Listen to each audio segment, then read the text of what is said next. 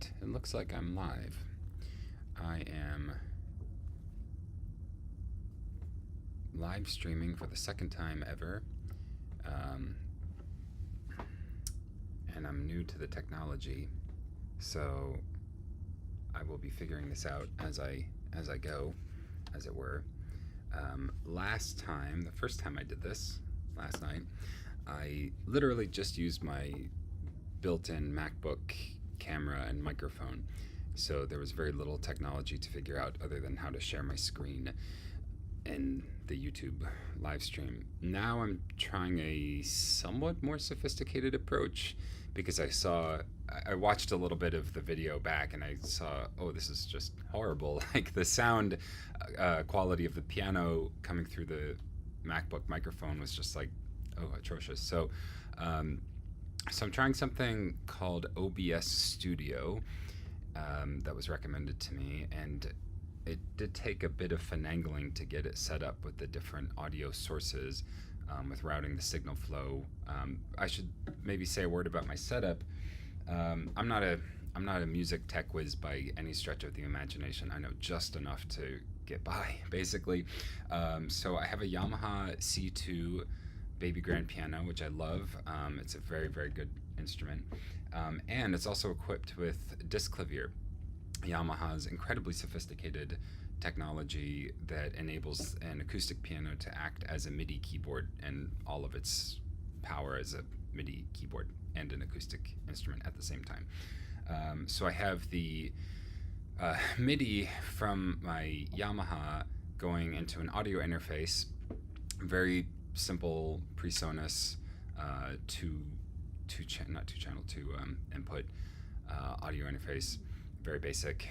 I do have the beloved Scarlett Focusrite somewhere in a closet. I think it actually died on me, which is no dig against Scarlett, because I had that interface for a long time, a really, really long time, like probably at least 10 years, and it got bumped around quite a lot. So it gave good and faithful service. So now I'm using this little PreSonus interface that gets the audio, or that gets the MIDI from my piano, and then sends it to my DAW. I like to use Logic because it's easy for me to understand, and I'm not really great with DAWs. I've used a bunch. I had to use a bunch throughout my schooling. In my undergrad, I had a professor who insisted that we use Digital Performer, which I hated. I never got the hang of it, even after using it for a film scoring class for an entire semester. I still did not like it. At the end of that, I've also had to use not Pro Tools, but oh crud, I can't remember. Oh, what's the DAW that integrates with Pro Tools? It shows how well I know it, because I don't even remember what it's called right now. I'm not gonna look it up. Anyways, the other audio interface that I've enjoyed quite a lot, that I actually have used a lot, is Ableton, because it's just so fun, and it's just such a slick program. It's so well designed, so easy to kind of just get into it and start making music. So I love that about it. Anyway, so I'm using Logic for this, just to sound a piano sample, which hopefully, if I play, should actually come through thanks to OBS and the multi-output device thing that I had to set up for OBS. So you should hear me rambling right now, and now I'm going to play and see what the piano sounds like. Oh, I have to mute my microphone. Let me see. I set a keyboard shortcut for that. Let's make sure I do the right one.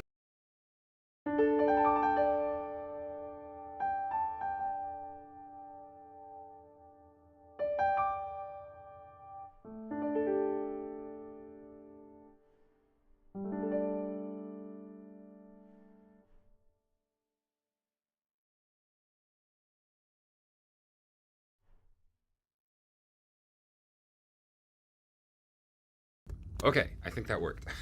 I was listening on my phone. I'm very. Did I mention I'm not good with technology? So I don't know how real streamers, people who really know what they're doing with streaming. I don't know how they do this. I'm sure they have a very sophisticated setup, and I could go down a whole rabbit hole. of the kinds of like mics and multi-monitor setups and stuff that I should have to be a good streamer. I'm just whatever, I'm figuring this out. So I'm checking that things are working by having the live stream up on my phone, and I'm checking if the sound of the piano that I just played sounded decent at all, and it does sound like the MIDI's coming through, not the microphone. So I think all this is to say my basic setup is working, and the sound quality of my playing at least should be quite a bit better. Now, back to this piece that I was working on my previous live stream, this piece around a center. So on the previous live stream, I figured out a lot about the ending. It's not perfect, but I think I came to a fairly strong conviction that the ending is substantially complete. It might need quite a bit of polishing and all the finer details, but I'm pretty sure this is the like basic form that it's going to take. So for this composition session, I'm probably going to be going through the piece now, playing it, and really listening for those fine level revisions that I think still need to happen, especially at the ending.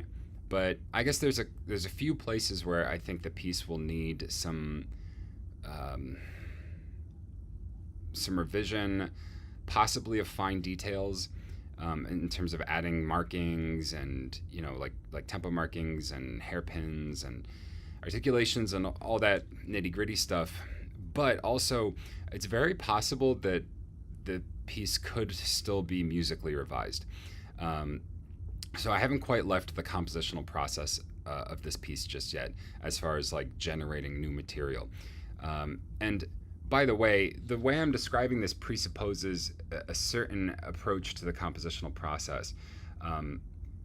And I think I should articulate it explicitly. I do believe that an effective compositional process does take different stages. Now, I do not by any stretch insist that those stages be like carefully and deliberately delineated. I think that when I've composed in a way that has felt efficient and productive, I wish I had better terminology. I know that sounds very economic. I don't like to use very economic language about composing, but forgive my poverty of vocabulary. When I compose in a way that feels efficient and productive, I find that I'm naturally working in different stages. That like there is some pre-compositional, I don't want to call it planning, because as I discussed in the previous video, I'm not a huge fan of planning per se, but there's kind of a visualization stage. It's not necessarily the same as planning where you're like drawing up, blueprints, but it's more that you're kind of dreaming the piece. I mean, it can be literally dreaming the piece as you sleep. I've had musical compositions occur to me in dreams that I was actually able to remember and write down, and they were actually good ideas. It really does happen. But in a less literal sense, it's that you're just kind of imagining what the piece could be. So that's kind of one stage, and then eventually that morphs into generating material. And this is where I differ from some other composers and especially some composition teachers. There are composition teachers that I've encountered that basically insist that you ought to like generate a plan about the piece, that you generate basically a structure for a piece, like you're an architect with blueprints, or you're like you have like a script and you have, I think it's called a script treatment, or like a synopsis or something like that, that you have like before you start, creating the raw materials, that you actually basically have a mold that you've kind of decided on, that you're going to start pouring the raw materials into. For a while, I was very taken with this idea, and I thought this is like objectively correct. Like this is the right way to compose, and if you're not doing this, you're not like composing right. I kind of fell into that way of thinking, I guess, and I always felt guilty because whenever I would write a piece, I almost would never do that. And I felt like a naughty student not doing my homework, right? Like, I'm like, oh, I'm kind of not cheating, but I'm like taking a shortcut, right? Like in math class and in middle school or whatever, you're supposed to show your work. And for some kids, that's really frustrating because, yes, you're supposed to show your work, but you know the answer in your head if depending on the problem. So it's like, yeah, I know I'm supposed to like do all these steps and write them down, but I just figured it out in my head and I can just write down the answer. Why do I have to take all these extra steps? So like that's how I felt about trying to plan a piece and then write the piece. I was like, why can't I just go right to writing the piece? Um, and I kind of struggled with that for a while, back and forth, and eventually my kind of natural instincts prevailed, where I just I just let myself write. I realized that to me, planning was a way of getting in my own way and putting obstacles up for myself.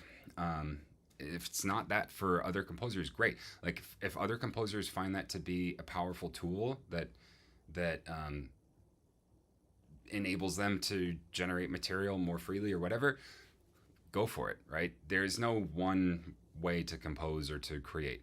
And I make the error all the time saying the compositional process or the creative process. The word the in that case is an error, strictly speaking, because there is no the compositional process. There's only compositional processes, probably as many as there are people who compose, right? So, so my process, as it were, involves relatively little planning, quite a bit of imagining, but then diving right into the materials and just working with the materials. And I find that the materials have a way of sort of organizing themselves.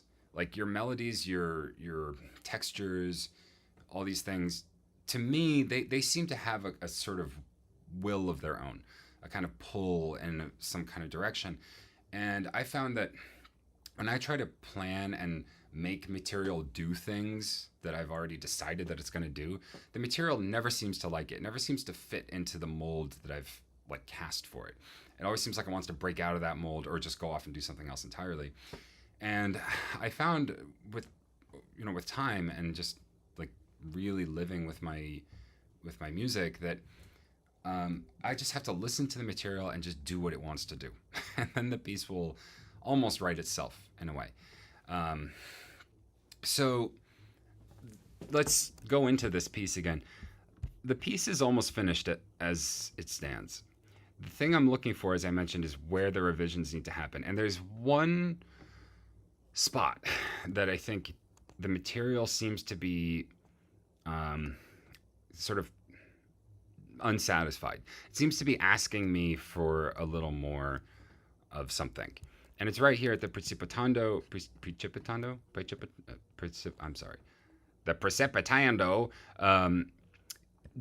This is basically the climax of a sort of long melodic line. One of those, like, what do they call it? In Wagner, there's a word for this kind of melody. I remember from my music history classes. The melody that just goes on and on and on. And so it does reach an apex right here. And I struggled with this moment in the piece a lot the whole time. This was never an easy moment to get to. First of all, okay, let me say something about this. These bars right here, from this selection up to about up to about here. This whole page I was able to write very quickly. This just kind of flowed right out. I didn't have to think about it. I didn't have to deliberate. This was all a flow state. I think I wrote this all very quickly, like maybe in one sitting, just like boom, that's it. Okay, so then when I got to here, this measure and the following measures became the sticking point. And I must have done easily 10 different versions of what happens here, at least 10 different versions, some of which I pursued for quite a long time. I can try to find them in the previous drafts. It will get all lost in these previous drafts, but I just went back here. Let's see if I can find a previous draft. Okay, so here's one where it breaks off a lot sooner. So this is making a liar out of me because you can see I said a whole page, but here. Okay, let's go back here. Where's the one where that material? Okay, yeah, so by draft 5, I had pretty much that whole page that I just showed, and you can see it takes a different direction at that, more or less, roughly, in that same spot. There's a little more material here, to be fair, but so you can see here's one version of the climax that does not happen in the current draft at all. And same thing, here's another idea that doesn't happen in the current draft. Here's another idea that doesn't happen in the current draft. Here's another idea that, you get the idea. And that's just from one, I mean, that's like 4 different ideas, and that's all in one draft. Then I have another draft that does something completely different still. For the climactic moment, let me see here. I think, yeah, I had decided at some point that I wanted the climax to be what I'll call a descent into chaos. And so in this draft, I'm looking for ways to get to that descent into chaos. It's basically the same idea as before, but I was planning on developing it more. You get the idea. I won't tortuously go through all of those versions of the climax. There were a lot of different ideas that I tried out and considered. And the one that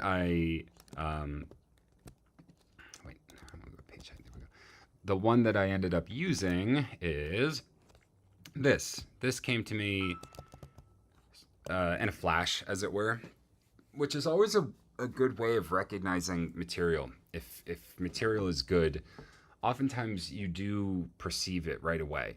And I do make the bold claim that this is good material, so if you want to dispute that, I guess let's go for it. But I'll stand behind my music and I'll say this is good material, right? Otherwise, why would I have it in the piece? You got to take ownership of your material a little bit. I don't know how to do it without sounding arrogant, but I like this material a lot. Let's put it that way. And it came to me really quickly. The idea came to me as I think it was as Mozart said, "Gleich alles zusammen," like all together at once. That's a horribly hubristic comparison. I'm just meaning about the way that sometimes material comes to you preformed. Like this whole sequence, I did not have to figure it out. I just wrote it down. Now, I did revise it from a previous draft, and you can see the previous draft here is simpler because the left hand stays, just in quarter notes and doesn't do any triplety stuff. Truthfully, I think this version of the left hand is actually better, so I am almost certainly going to use it. More complex does not necessarily mean better. So this version from previous draft is simpler because the left hand is simpler. The right hand is exactly the same, but the left hand is just chords in quarter notes. Here, I thought, I could spice it up a little bit by having the chords, get a little arpeggio, like they get a unmeasured arpeggio and then a measured arpeggio, and then the bass line will be more syncopated. Well, let's play the 2 different versions side by side and see how we like them. This is a good place to jump in because this is also the place where I'm thinking about adding more material. This is the last thing. So I'll compare the different versions of the left hand here. Oops, add staff. No, not above. All right, well, good enough. So I'll compare the 2 different versions. Oh, no. Sorry. This is why sometimes I need to shut up and actually focus on what I'm doing. Hold on a second. Let's copy and paste this. Okay. Let's go back to here. Oh, why did it paste it? What? Do you see that? Does anyone see that? It's pasting it onto the wrong staff. I have this staff select. Oh, is it because... No, why does it... Oh, my gosh. Okay. I'm getting very sidetracked by a lot of distractions, but I hope you can see this is a very weird Dorico issue, and this is the kind of issue I feel like I deal with in Dorico all the time. I've just selected something from a staff, copied it. All right, I just did the Command C copy. Now I do paste, and watch what happens. It goes onto the staff below. Why? Why, Dorico? That doesn't make any sense. I would go so far as to say it's just a bug. I'll try adding the staff below and see if it lets me paste it there. Nope, it will not let me paste. Does that strike anyone else as odd? Yeah, so that function is like broken because of the extra staff. Great. I could add whatever. I'm not, okay.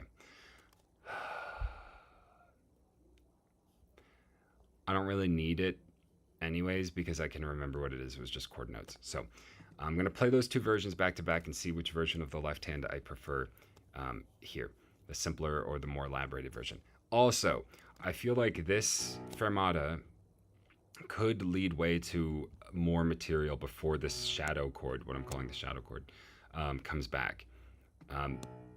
I'm curious if this measure can be expanded with like another little bit of fireworks. It might seem excessive, but like I could basically repeat this idea in another way after this fermata. So that's what I'm going to try right now. All right, first let's see which version of left hand sounds better. I'm going to mute my microphone. Let's see if I can do this correctly. Mute my microphone.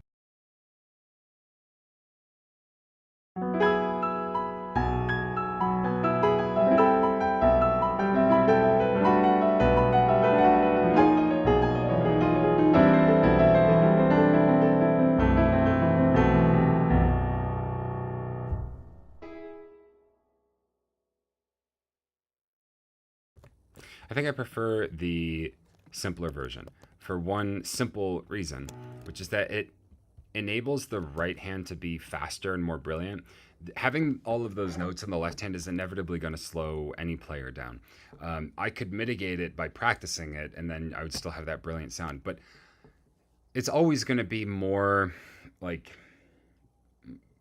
you're going to be able to get a more brilliant sound in like the right hand if the player can focus on just that hand, right? If they also have to focus on doing a bunch of stuff in the left hand, it's going to slow a player down. The good players, of course, will mitigate it or get rid of it altogether by just practicing it. So, I mean, that's basically what a lot of Kapustin is, right? Both hands are doing all kinds of crazy stuff all at the same time. And you just have to have monstrous technique to play a lot of Kapustin. I'm not looking for my performers to require monstrous technique, right? I actually do want my music to feel relatively comfortable to play for like most pianists. I myself am a pianist of rather limited technical ability, and I admit that freely. You know, I've figured out how to work within my limitations pretty effectively, and I do think I'm a very effective pianist within like certain limitations. So, you know, that's just something I've had to accept about myself as a musician. Do I have the technique I wish that I had? Maybe not. You know, I can imagine myself being able to do all these like incredible things technically and then work towards it and always feel frustrated and disappointed and blah, blah, blah. But the silver lining of that for me is that it helps me to craft music to play. Like my original music does not present enormous technical barriers to a player because I myself have never really conquered those enormous technical barriers. Like I'm talking about like transcendental technique kind of stuff. Like I, as a pianist, I have to be very honest and blunt that, you know, it's a real sore spot for me, but I am not a pianist who really can handle the transcendent technique stuff of like Liszt, Rachmaninoff, Kapustin, I don't know, like all these composers. Like I'll get very random example, not a super well known piece, but the Piano Sonata by Henri Dutilleux. It's one of my favorite pieces, favorite works for piano.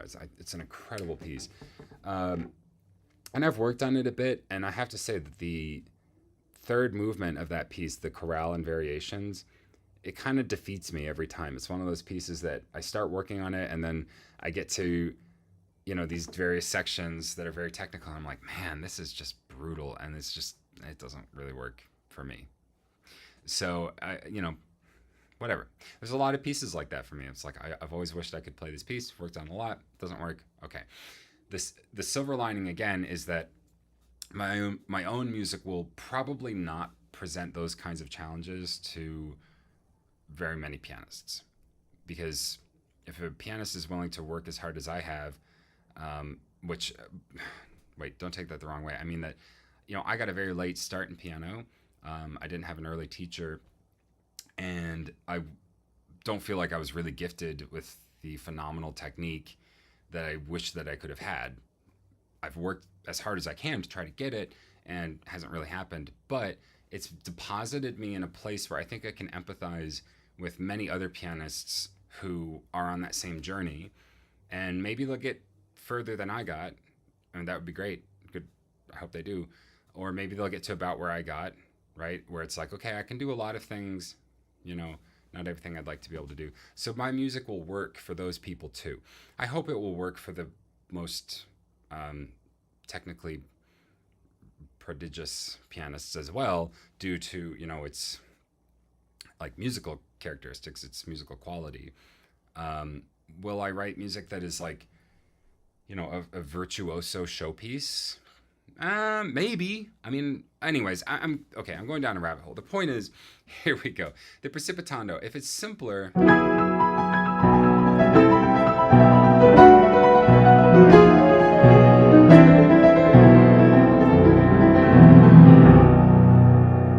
that's a lot easier to play brilliantly with brilliance than the version where the left hand is moving around a lot.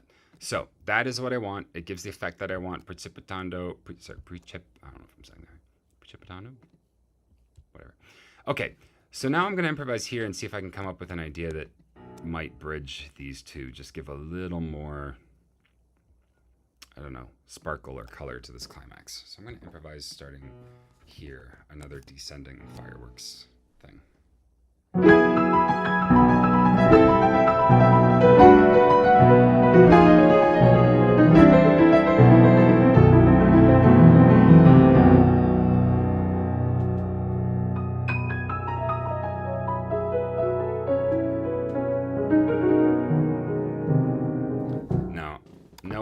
Nope. It was good. It was good how it was. I had it just right. I do not want to mess with it. But at least I realized right away. That's the important thing. All right. I think I'm going to let this section be. I know that was a quick exploration and not a lot of improvisation, but no, I'm going to play this whole section one more time and see if this... My fear, in short, is that the climax is still too short and disappears too quickly. That there needs to be more here. There needs to be a few more measures of build-up and then kind of sustained energy. All right, I'm going to play this whole section, starting from the introduction, and see how I feel about the climax.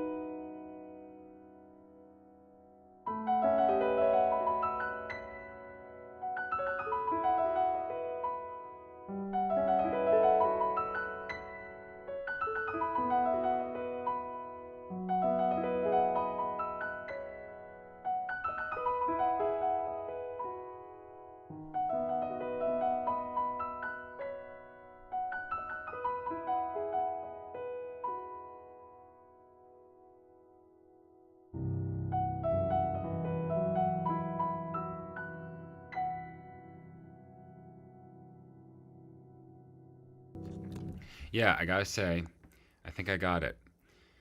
I actually think I got it. Um, oops. It feels right.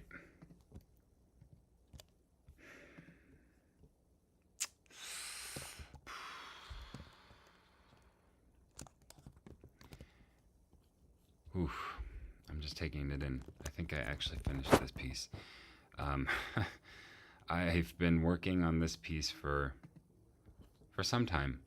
Um, well, actually, let's look at how long I've been working on this piece because it feels like it's been weeks, if not months. But I think that it has actually been only uh, a week.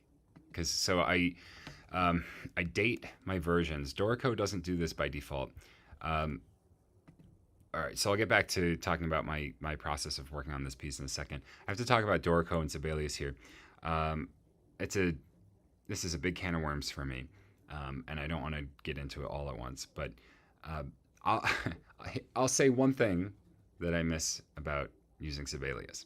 I know I could go back to using Sibelius. It's not like it doesn't exist anymore. Unlike, well, anyways, one thing I miss about from when I used Sibelius was versions. And this is a feature that I found incredibly useful. And I used it a lot. And it was unbelievably helpful to me to be able to see different versions in Sibelius. And the fact that it would prompt you to save versions automatically, and it just really seemed to kind of respect the the fact that like a piece goes through all kinds of various versions and that it can save those for you as part of the file. It was like, yes, oh, it's such a brilliant feature. Dorico doesn't really have anything like that and probably never will, based on just the chatter I see in the forums. But someone suggested, well, you can use the flows as your versions. It's like, okay, so it's a workaround, right? No, it works just as well. No, it's not really the same thing. With Sibelius, the versions were automatically dated. They were kept in sequential order, chronologically. There was a lot of thought put into that feature. Like they really made it a like distinct, what's the word I'm looking for? A single-use feature. This is trying to use the flows, which is more apparently meant for like different movements and stuff like that. Like, it's okay. Oh, you just have to make it work for that. So it automatically titles the flows sequentially, and I found that if you retitle the flows to whatever you want your title to be, sometimes when you do duplicate flow, then it like appends a sequential number and stuff. It's kind of weirdly buggy to me. I'm sure it's doing that on purpose, but like if I have like a piece that's called like movement 1 and then I do a duplicate flow, it'll sometimes change it to like movement 2 or something, or do like movement 1 2. I forget how it works, but it's like one of those weird little Dorico bugs, of which there are so many, where I can't tell if this is like a bug or a feature, because I'm like, is it supposed to be doing this? Is it trying to help me? Whatever. Okay, so I let it keep the flow titles, with the flow number, and then I add a date. In the actually, I need to make a duplicate of this one because I'm going to start doing some revision. So I'll do it right now because it is the 17th. So duplicate flow, boom. Watch, it'll stick it over here to the right. And this is what I was talking about. So because I had the word revised ending after flow 17, now it did revised ending 1, which I guess is its way of not having a duplicate file name. But the funny thing is, it doesn't actually mess up the program if you do have a duplicate file name. Right? It's not like saving something on your hard drive where you can't have the same name twice. Whatever. Okay. So it gives you that number. So what I really wanted is flow 18 with today's date, and then I move it over. So that's all the steps that are involved with the doing versions, quote unquote, in Dorico, whereas Sibelius would have done that all for you automatically. Okay, I digress. Right. So new version. Oh, and I was going to look at when did I start writing this piece, because it feels like it's been a long time. And no, the 28th of March.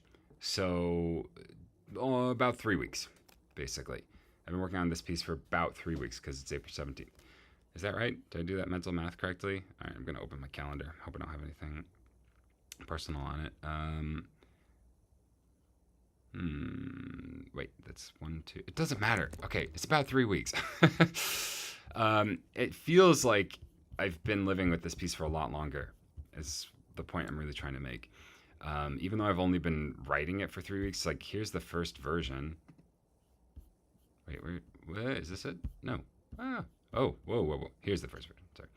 All right. So this is the idea. This is the little seed from which this piece sprang. Do you see what just happened? I was in setup. I was looking at the different versions. Okay. Again, is it a bug or a feature? When I went over to write mode, it popped me over to a different place in the score. You see that? I'm not crazy, right? That actually happened. Why does it do that? Is it trying to help me? So how do I get it to not do that? Like I have to select something, but I can't select anything because I'm in setup mode and it doesn't let you select anything in setup mode. So if I just toggle back to write mode, it's going to pop me over to page 11 when I was all the way over here on page 166. This is a problem. This is a real problem with this software. So I can try double clicking, which automatically puts me into note input mode, which is pretty annoying, so I have to escape.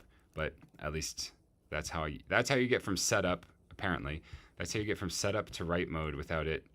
Oh, now it's not changing my place. I wonder why. Maybe it's because that's what I had selected. All right, if I select something over in this flow, select it.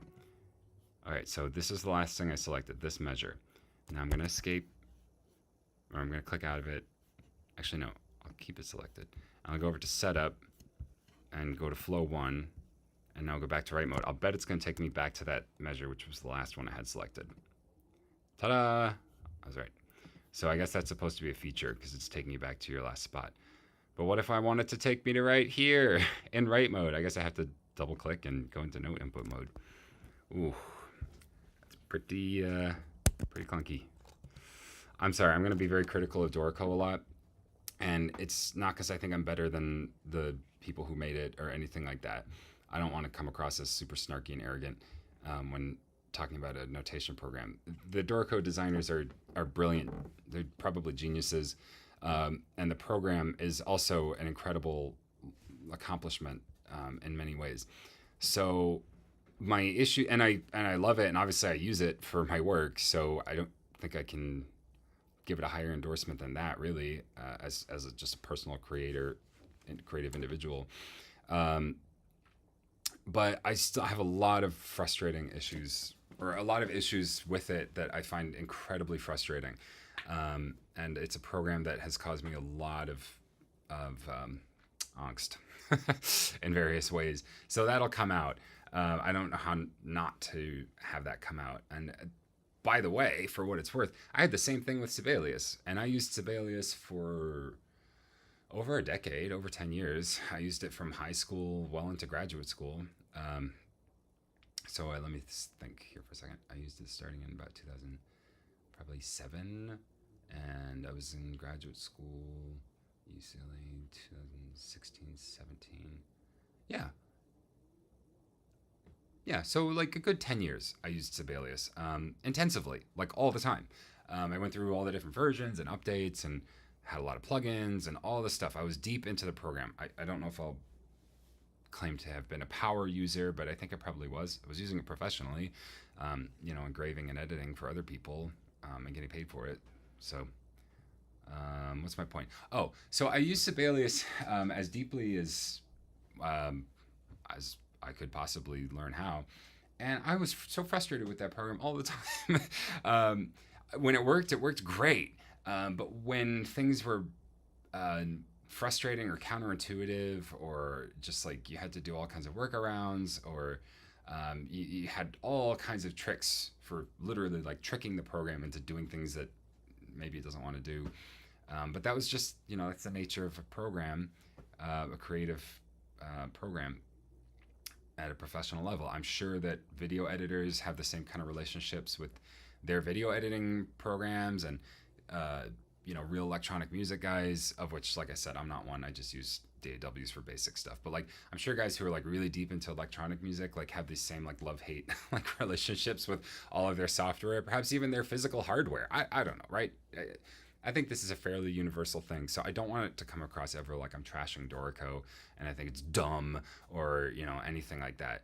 I would never do that. It's just these are my frustrations as I've encountered them in like quite a bit of practice now at this point. Um, Anyways, all right. So talking about the piece, I've been working on it for 3 weeks, but it's been sort of gestating for a lot longer than that. Now, this draft, this new version, is getting pretty close to possibly being the last one that I make. Like, I'm like, oh, the piece is kind of starting to look kind of finished to me. It's a weird feeling when you've lived with a piece for that long mentally, and like you've kind of sweated over it and had frustration, because you can get frustrated with your music too, same as I was talking about with the notation program. Like, you can get horribly frustrated with the piece, feel angry at it and resentful to it and all these other things, like not good things, but like at the same time, that is generally counterbalanced by your joy and delight and discovering the piece and seeing it sort of grow up, so to speak. I'm not a father yet, so forgive me if I like apply all this like parent like language. This is being a composer is, I know it's not being a parent in any literal sense, and parents would get really mad at me for saying that. You have no idea what it's like to raise kids. Hey, okay, I worked with kids as a teacher, so whatever. I don't know. I want to have kids someday, but for right now, my children are my pieces, my musical compositions.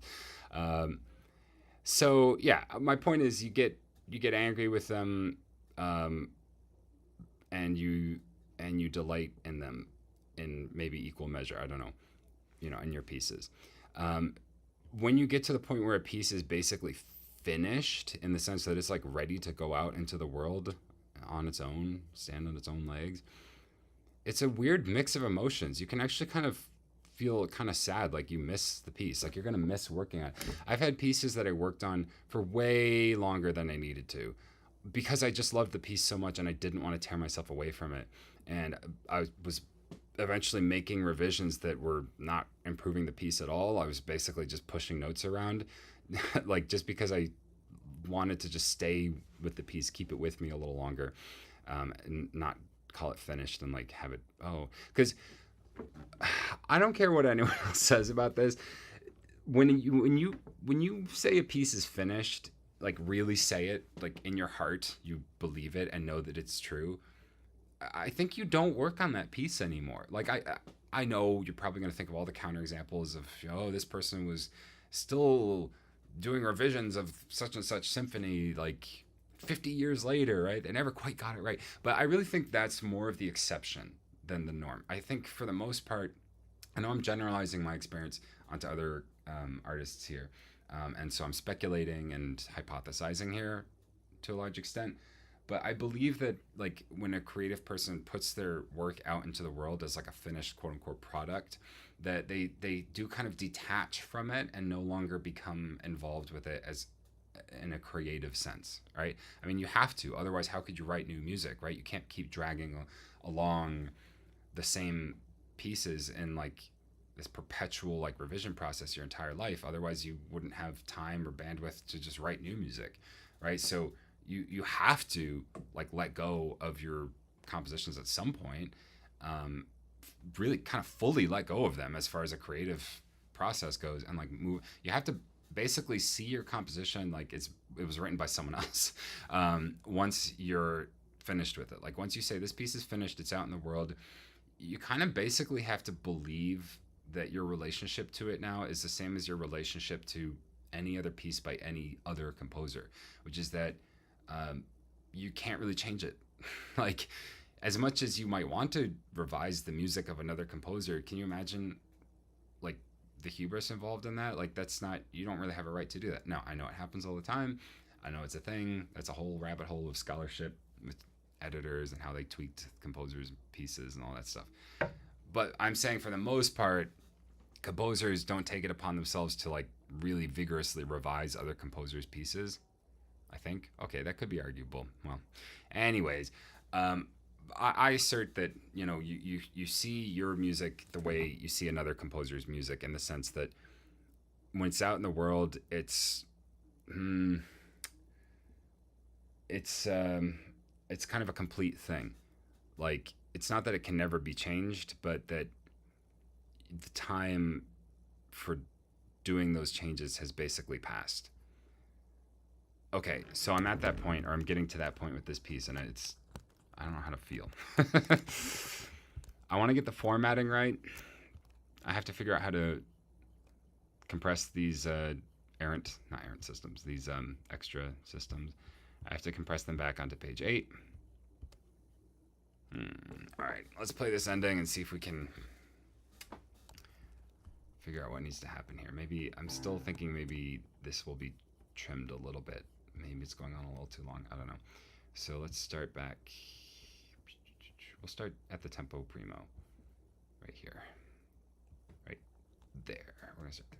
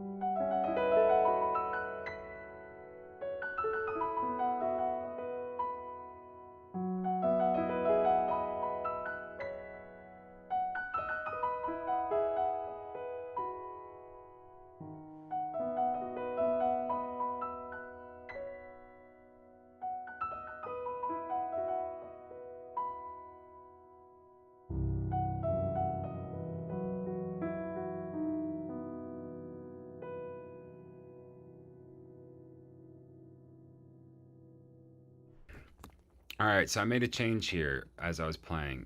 I thought maybe the arpeggio doesn't go up again. Maybe this time it falls one more time. Like so. Like so. And then the left hand would also have to be adjusted. Yeah, so that they share that E.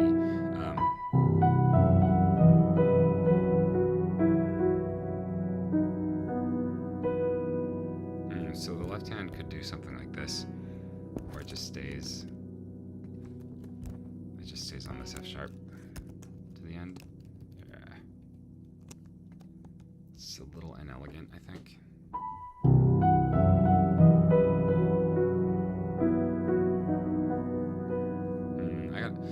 I gotta find a note for the left hand.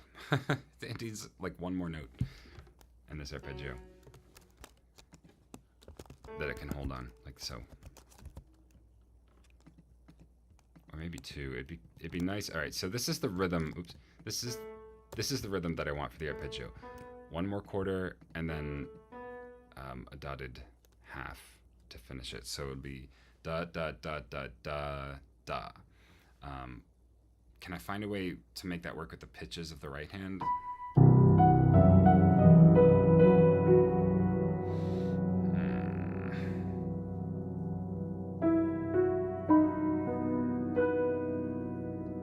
Oh, okay. So here I did something a little weird. I did a hand crossing, which is a technique I haven't actually used in this piece almost at all. I love piano pieces that kind of throw in a whole lot of different techniques, and I've sort of done that here, sort of. It's not a plethora. It's obviously the right hand is doing a lot of repeated figures and arpeggios, and the left hand is doing lyrical melody with a bass line. So it kind of sticks with that sort of texture for a while. It does have this cool hands together in octaves melody with like the intertwining octave thing. I really like that idea. It sounds really cool. It's really fun to play. So I'm really proud of that idea. And then we have this section where the melody gets stuck in the middle between the bass and the upper accompaniment, which I'm again have to say I'm really proud of this section. It's not an easy technique to do, honestly, and I can say that because I've tried to do this before, and I have not been able to successfully execute this particular texture. It takes quite a bit of sensitivity, I would say.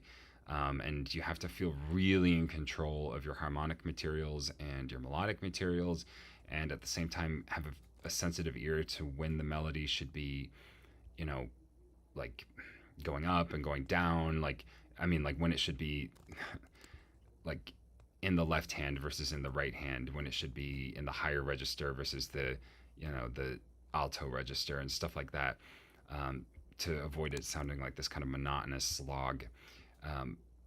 So anyways, this is another texture. I threw this in and it ended up becoming this big section of the piece. And the piece is largely defined, or the section is largely defined by that texture. And then it breaks apart here with this kind of like show-offy, like notey, fingery thing. So the melody basically just explodes. Like this long melody, the climax of it is it gets like blasted into smithereens, which that's not what I really wanted, but it's what happened. And all of the other sketches I was doing, it was basically doing the same thing. Like at some point, the melody just kind of blew up into these fragments. So it was going to be like this one way or another. This is the one that I settled on. By the way, another idea that I had for the melody blowing up into fragments would have sounded like this. It would have been this kind of sequence. Something really like intense and dissonant and kind of ugly. I decided to do something a little more sonorous and lush, so that it kind of slowly, I didn't want it to be a violent like eruption. I wanted it to be sort of a almost jubilant one that slowly descends back into darkness, which is what is happening here. All right, so I was talking about texture. Going back to this texture thing or techniques thing, this piece does have a decent number of techniques in it. I think it has as many as it needs, but hand crossing is not one. It's not one of them. I could have made a whole thing in this piece with hand crossing. Same as I described making a whole thing out of, these other textures, right? And how that kind of defined like sections and formal parts of the piece to me. I could have done that with hand crossing, but it didn't occur to me to use hand crossing until just now, like the very last measure of the piece, which bothers me because I'm like, oh, should I go back through the piece and in another revision look for ways to do all these clever, creative like hand crossings? No, I think that's getting too focused on the wrong thing. And also, what's wrong with having a technique happen for the first time at the very end of the piece? It's a fascinating idea and something that composers have used well plenty of times. You know who comes to mind as a composer who does that? Is Poulenc. Poulenc loves to end a piece with, at least in his piano music, which is what I'm most familiar with. I don't know if this is true in like his songs and his other rep that people know, maybe even more than the piano music. But in his piano pieces and like his concerto for two pianos, like he does this thing all the time where the piece will just like be this one thing the whole time. Maybe it's just like lovely, fluffy little song or whatever. And then at the very end, it does something really bizarre and sort of unprecedented. And you're like, what? Why did it do that? And I think that's partly where Poulenc's music gets a reputation for being a little bit clownish and stuff, because sometimes it almost feels like he has a piece that's very sincere, like, it's this kind of heartfelt, like French, sort of like almost pop-like song, right? And then right at the end of the piece, he'll throw in this little, like, this kind of thing. Like he'll do, I'm going to improvise an example of what I'm talking about. Like Poulenc will have a song that'll sound something like this.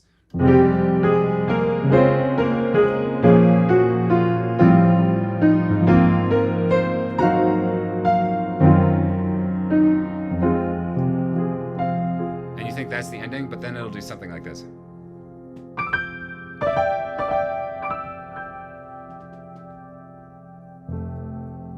And you'll be like, where the heck did that just come from? Like that little blah. Like, he loves to do that. It's weird but fascinating to me, and it's part of what makes his music what it is, right?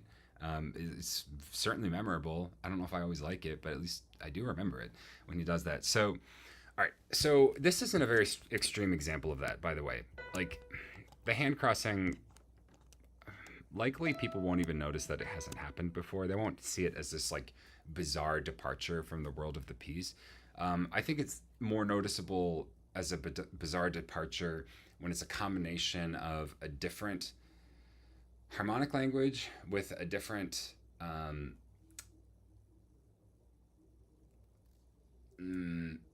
like affect, like mood or style. Like if you have a piece that's predominantly lyrical and in a minor key, and then it ends with something that's staccato in a major key, it will sound like this really strange intrusion from another piece, right? Like the Poulenc, like example that I improvised just now. That's what I was showing. It's like a minor key, almost sort of sentimental.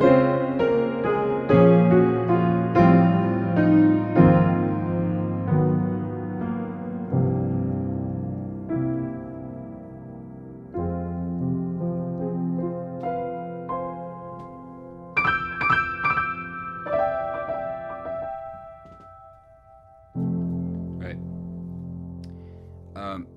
So I'm not doing that here. Should I? Ooh, there's a scary idea. Should I? What would that sound like in this piece? Okay, I had a teacher. One of his biggest lessons to me. He had me write this down.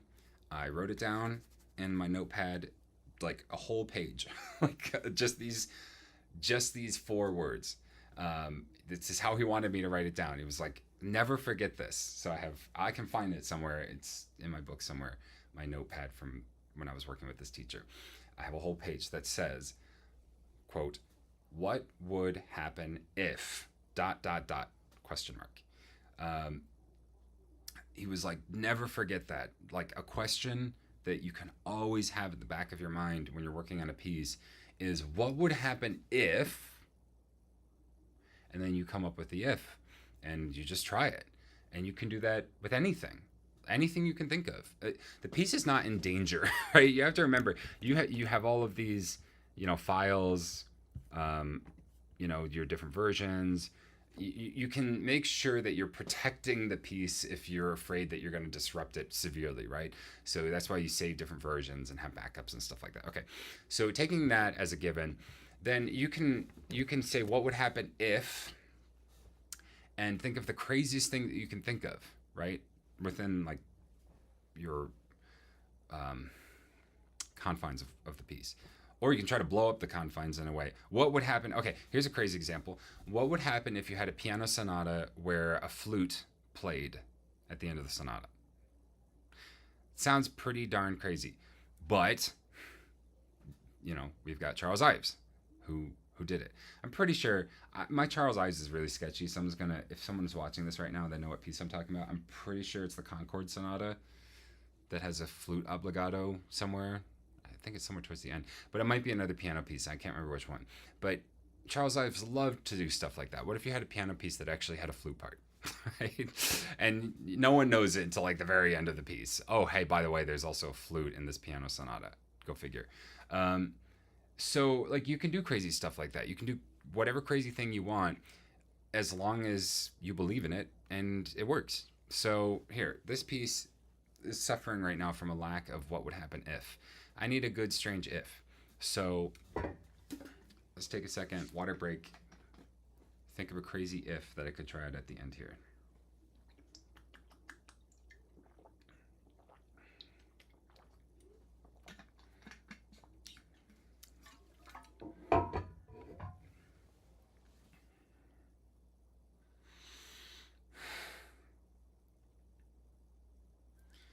What would happen if a totally new melody emerged right at the very end? I'm going to try that. I'm going to start at the tempo primo again, play to the end, new melody emerges somewhere at the end.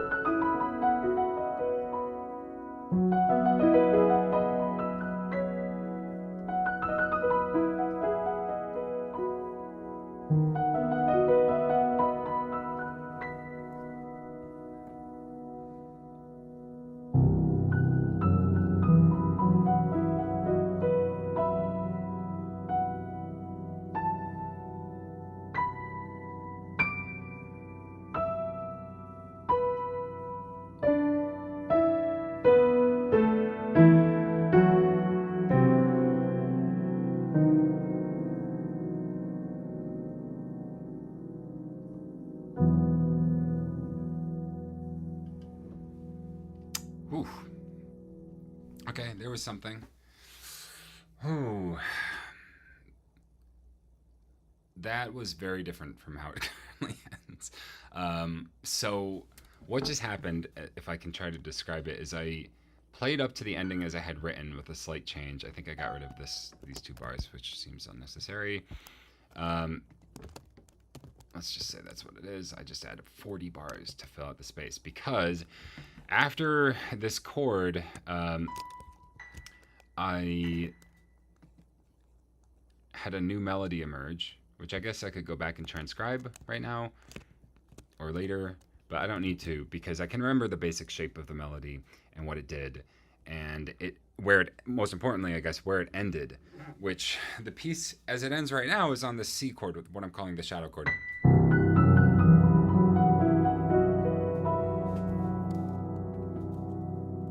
Which, oh, sorry, hold on, I gotta make a change here. I gotta change this back. Okay. That's what it was. Okay. I have to change clef somewhere, which I'm gonna do right here. Not overthink it like I did before. Right, where was I? Okay, so after this, what I'm calling shadow chord,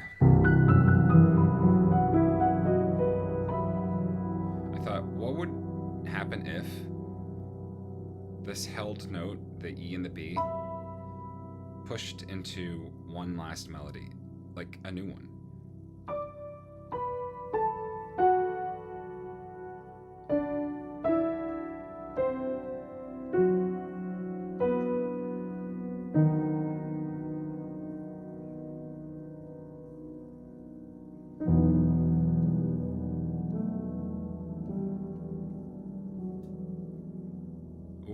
I gotta say, I kind of like that. I do kind of like that. It's a little strange. I can't really explain it. I can't explain why it makes sense. I don't know if it does make sense. Probably doesn't make sense. I just know that I like it and I want it. So let's get it. Let's get it. Sorry. I'm gonna do some straight up composing here. This might be the first time in this streaming, these 2 streams that I've done, where I've done real straight up composing, as in writing into the void, not revising, not tweaking or whatever, but writing into empty measures. I have the idea in mind because I've now played it twice, and I think it was relatively similar both times. There were certain guide notes. Actually, let's just start by getting the guide notes that I remember that were important. So this D, oops, let's do chord notes. And it's gonna be held over from before. Oop, hold it, there we go. All right, now, and this will be, let's make it 4/4 to make it simple. Right, so I remember after the B, this D, A, there was a B, I think. Wait, hold on.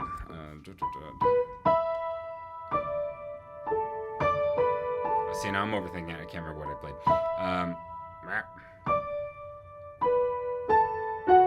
Yeah, I think it was something like this. Da, da, da, da, da, da, oops, no. Yes. And then I got down to the D sharp. And it was basically that.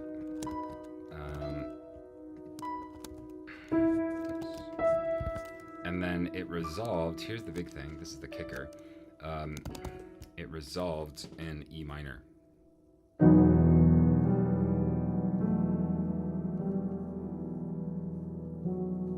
Yep, that was it. So we have an inner voice. Let's make the inner voice the downstemmed one.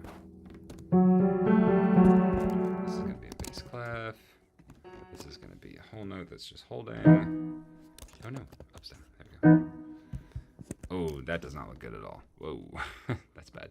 Let's try swapping the voices, see if that works. Voice contents. That might fix this. Still looks kind of gnarly, but I'll leave it for now. I really don't like these slurs. Or, sorry, ties.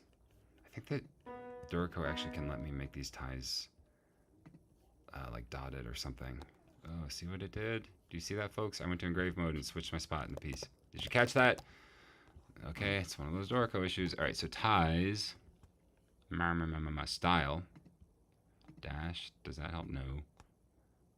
Oh, wait. Editorial. Wait, what's that? What? Let's see what it... Oh, it's got a weird, like, line through it? That's... Wait, is that really what an editorial slur is? I don't think I've ever seen that in printed music. I have never... Okay, I guess maybe my scholarship chops are not very good, and I haven't been looking enough, like, scholarly editions or something, because I have never seen a tie with a line in the middle of it. That is crazy. Oh, half dash. What are these options? What? I'm having a hard time imagining a use case for the half dash to start. Well, I'm sure there's a valid use case for it. No, as usual, it doesn't have the option that I actually want, which is to just get rid of the middle third of the tie. I know that's goofy, but I've seen that in published music where if the tie is like really in the way, they'll actually just get rid of it. And you can just infer that the tie, you know, it starts here and it ends here, and that, you know, it's a valid tie even though the middle part isn't showing. But Dorico doesn't have a way to do that. It never seems to have the option that I want, probably because the option I want is like too obscure or not correct enough or something. But whatever, I digress yet again. So back to write mode. That's it. Now trim flow. Yeah, so this is kind of, see what it did? Look, I was in galley view. And now it's not even letting me go back at all. Whatever. When I switched to page view, it jumped the piece around. Okay, I'll stop hovering on that. Right, so this kind of is like that Poulenky thing that I was talking about, where the piece all of a sudden kind of does something very different right at the very end. Will I get angry letters about this if this piece ever gets published? Sadly, probably not. I would like to. It's my dying wish that if I write a piece and it gets published, that I get an angry letter from someone who is indignant at some like musical choice that I've made. I cannot tell you how much that would legitimately warm my heart. I would love that person. I say that with full sincerity. I read the book Lexicon of Musical Invective, Slaminsky's collection of bad reviews of like what we generally consider to be like great masterworks of music. I might even have it right behind me because I just went through some of my books recently and I saw it. I've not looked at this book in a long time, but I'm pretty sure I have it back here. Where is it? Lexicon of Musical Invective. I just saw it the other day, and I was going through some books, and I thought, oh, I need to read this book again, because if you haven't read this book, please do yourself a favor and buy it or check it out from your local library, because, oh, yes, here it is. It was hiding. Okay, all right. This, oh wait, am I still live? Hold on, my screensaver turned on, so I got freaked out. I don't know if I'm still broadcasting. Where's my phone where I can check? At the beginning of the live stream, if you didn't catch it, I said the way that I'm checking if things on my live stream are working is by having it playing on my phone. If you didn't catch it. Yep. I said the way that I'm checking. Okay, shut up. Shut up, you. By having it playing on my phone. Yes, it's working. Great. Okay. So now I know when your computer goes to screensaver while you're live streaming, It does not cut off the live stream. I was afraid that it would. Right, so here we are, Slaminsky, Lexicon of Musical Invective. Oh my goodness, this book is a treasure. I used to have a bunch of these stickies where I was bookmarking my favorite ones. I must have taken them out or something. He organizes them by composer. So let's find a composer. Who's a composer that we all love?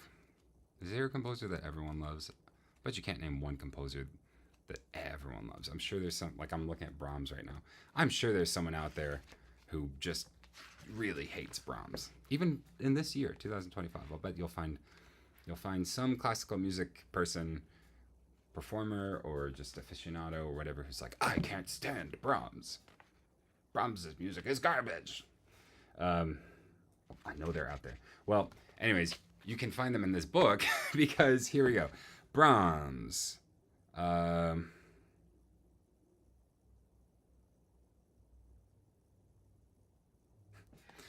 right, this is a little bit subtle, sly.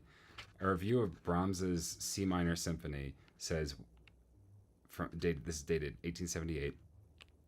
We venture to express a doubt that this work demonstrates its author's right to a place beside or near Beethoven.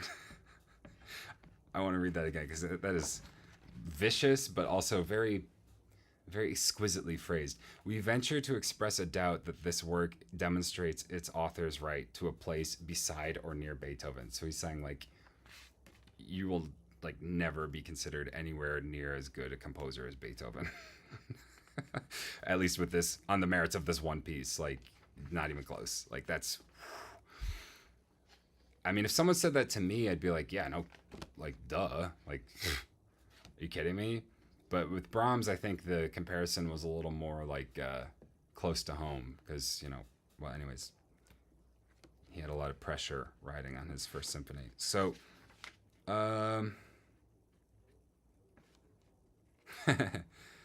here's another critical review of the C minor symphony.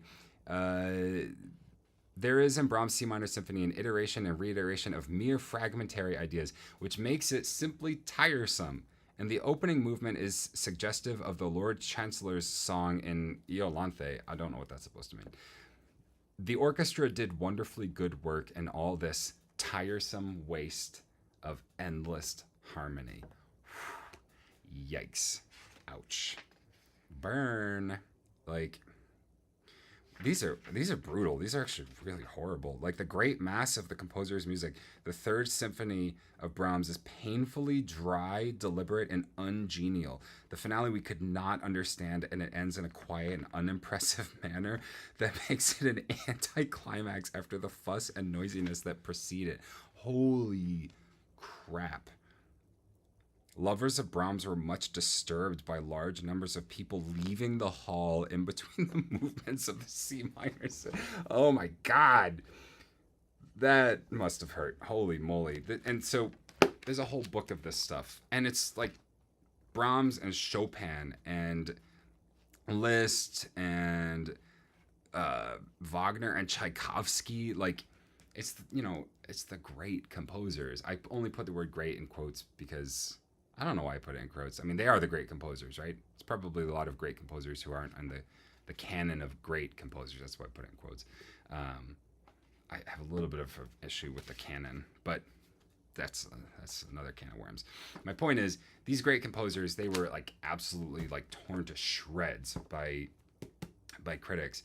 And the point I was getting at earlier, before this like super long digression, is that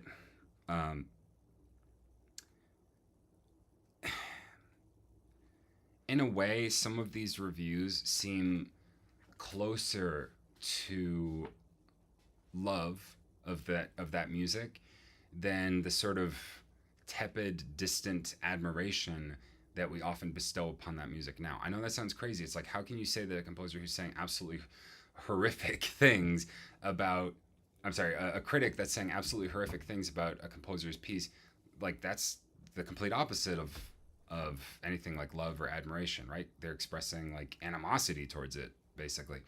But I think in a way that type of passionate engagement, even if it's like to denigrate, it has more of a life-giving quality than simply hearing Brahms's C minor symphony and going, "Oh yeah, that was nice," right? Like, which of those two people, the one who said that this is like a, this endless cacophony of endless harmony or whatever, and has these like very like specific reasons that they hate the piece, right? Like on the one hand, and then on the other hand, a person who hears and goes, "Oh, that was pretty." Like, which of those two people do you think was actually more actively engaged with the piece? Like, it's not because one is negative or one is positive. It's because one like really is like trying to get into the piece, trying to understand it, even if their understanding then that they come away with is negative and derogatory.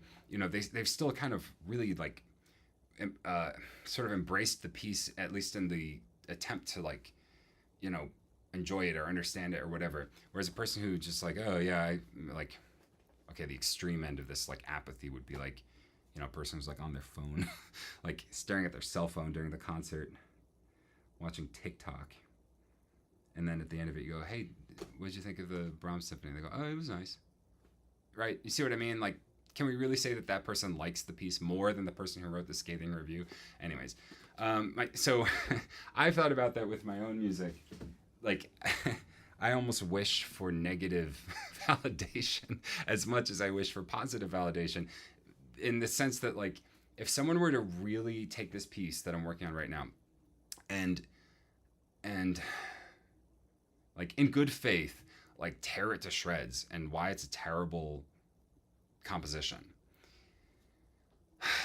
that would be, yes, it would be tough to read. I'd be hurt probably in a lot of ways, but I think I would also feel in a way grateful and sort of enlivened or fired up by it. I don't know. I'm only speculating. I mean, there are famous reports of composers like Rachmaninoff who went into depression and, had extreme difficulty recovering from extreme criticism, or even mild criticism. Like, I know that's a thing too. So I can't put that aside. I mean, if it happened to me and I ended up being like, "Wow, they were right. I suck. Like, I can't compose. I should stop composing," then I don't think I would probably be grateful for it. But so I'm kind of just spinning this idea around a little bit. But I guess what I'm trying to say is that this ending is the kind of ending that gives me some anxiety, because if a listener is really listening attentively to the whole piece and really following the argument, they might feel frustrated by this ending. They might feel that I'm winking or nodding slyly or trying to be clever or something like that. And they might legitimately be like disappointed with the piece, if that makes sense. Like, I guess to use a more extreme example, like, I've heard composers do this, by the way. This is a thing that happens. I mean, like, student composers will do this. I've definitely heard this in my schooling, as an undergrad and graduate student, where a student will write a seemingly heartfelt piece. Maybe it even verges a little bit on like what you might call sentimental, where it's like very expressive, sort of like has this sort of extroverted quality or confessional quality or something like that. It feels like an emotional like experience for the composer and perhaps for the listener as well. You hear a piece like that, and then at the end of it, they throw in a bunch of sarcastic, goofy stuff, as if to say, "I didn't actually mean any of that, by the way. This was all a big joke." And I've always found that incredibly disturbing. I know some composers will do that as like a sort of almost like an ego trip. That's how I perceive it. Honestly, a lot of times it's going to sound very harsh, but like sometimes when I hear that, it feels to me like the composer is saying, "Look, I successfully tugged at your heartstrings. I successfully, emotionally manipulated you, and like, haha, aren't I so clever, because I didn't actually mean any of it, and I was just showing off how good my compositional technique is, that I am capable of doing those things." And it always feels like a kind of a betrayal and kind of mean spirited. And I don't know. That's how I perceive it. I know for specific examples of those pieces, it would be a different story. Sometimes the composer does it, and it's part of the sincerity of the piece.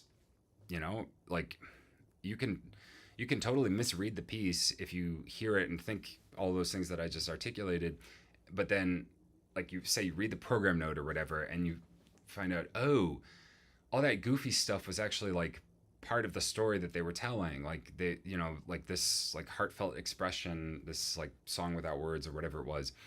um that seems so tragic and bittersweet, like was the story of something that happened um in their childhood, let's just say, like a person dying or something like that, and this is like their response to it.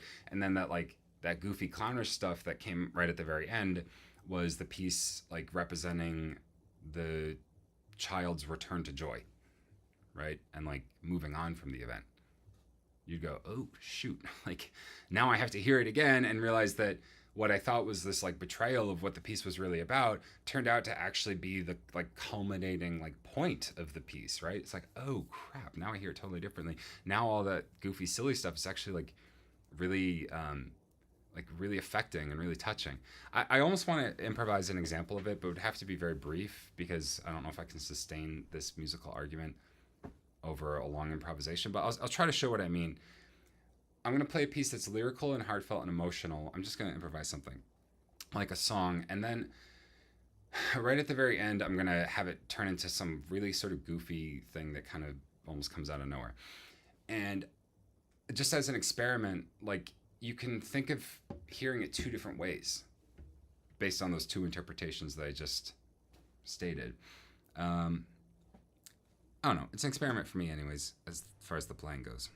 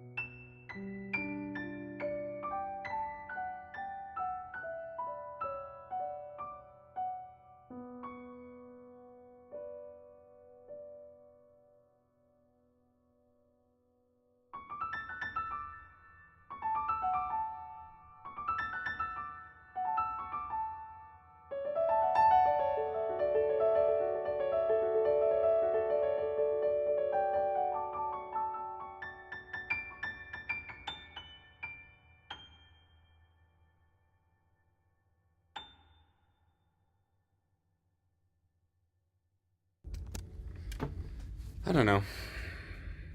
Well, if you just heard that improvisation, you heard my attempt to demonstrate this idea of ending a piece with a totally new idea. Um, and the way I did it just now was not nearly as like abrupt or violent as I had like wanted to demonstrate. Maybe I find it really hard to bring myself to do it. I guess I mean it's like I'm talking about the Poulenc example again. You know, if you have a piece that ends with this like kind of tender feel, you know, and then all of a sudden it gets like very clowny, like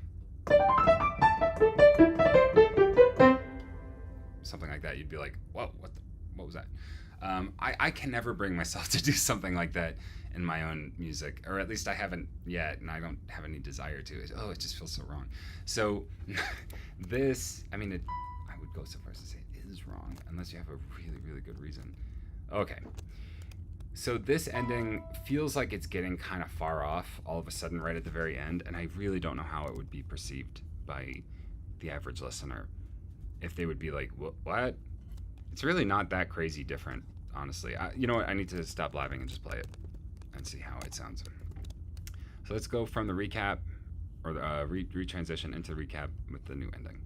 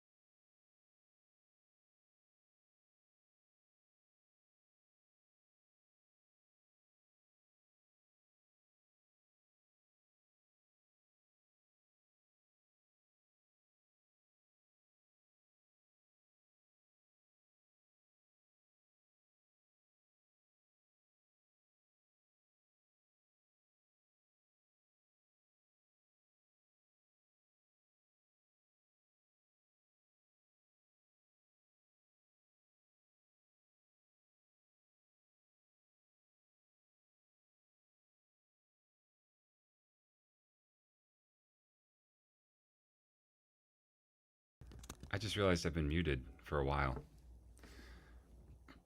I apologize if I've been muted while I was talking for a significant amount of time. That would be really unfortunate. Well, or maybe fortunate if you don't like hearing me talking. But then why would you be watching? Maybe you're watching to hear the music, which, if you are, your time has come because I'm going to shut up now and play the whole piece and see what it sounds like. Just got to mute my microphone first. Here we go.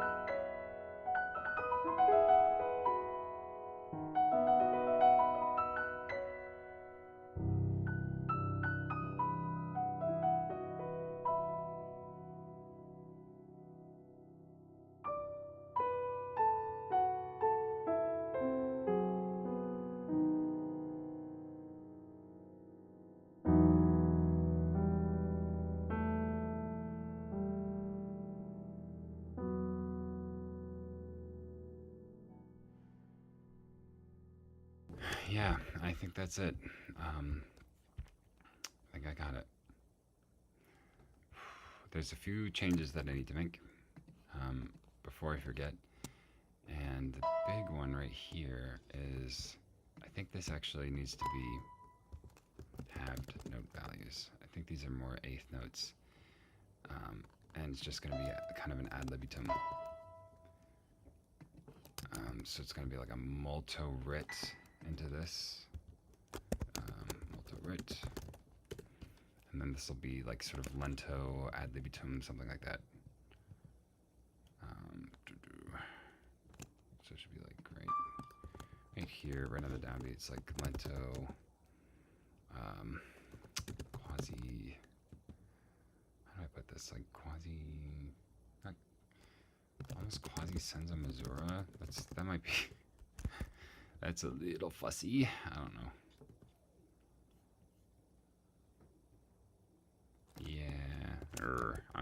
Actually, I'm not so sure about that now. Now that I look at it, I'm like, wait, that looks a little odd. Maybe the